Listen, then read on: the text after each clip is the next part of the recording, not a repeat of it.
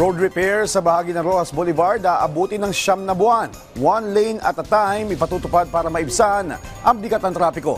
Si Gab Villegas sa detalye live. Gab? Joshua, tuloy-tuloy ang isinasagawang road repairs ng Department of Public Works and Highways dito sa southbound lane ng Rojas Boulevard dito sa lungsod ng Maynila.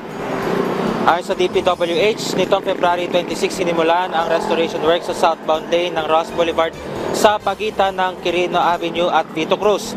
Aabutin ng 9 na buwan ang nasabing pagkukumpuni at inaasang matatapos ito pagdating ng November 17. Para maibsan ang bigat ng trapiko dahil sa isinasagawang pagkukumpuni, one lane at a time ang gagawin dito para makadaan ng mga sasakyan sa iba pang lane. Hinihikayat rin ng DPWH ang mga motorista na dumaan sa ibang lane o maghanap na ibang ruta upang maiwasan ang mabigat na traffic.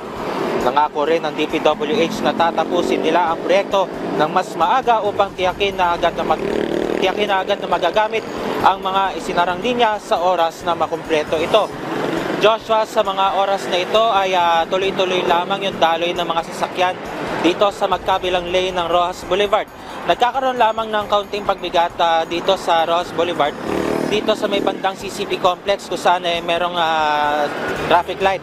At Joshua, paalala lamang din sa ating mga motorista na lalabas ng kanilang mga tahanan ay umiiral po ngayon ang number coding kung saan ang mga sasakyan na nagtatapos sa 1 and 2 ay bawal pong lumabas ng mga kalsada mula alas 7 ng umaga hanggang alas 10 ng umaga at alas 5 ng hapon hanggang alas 8 ng gabi.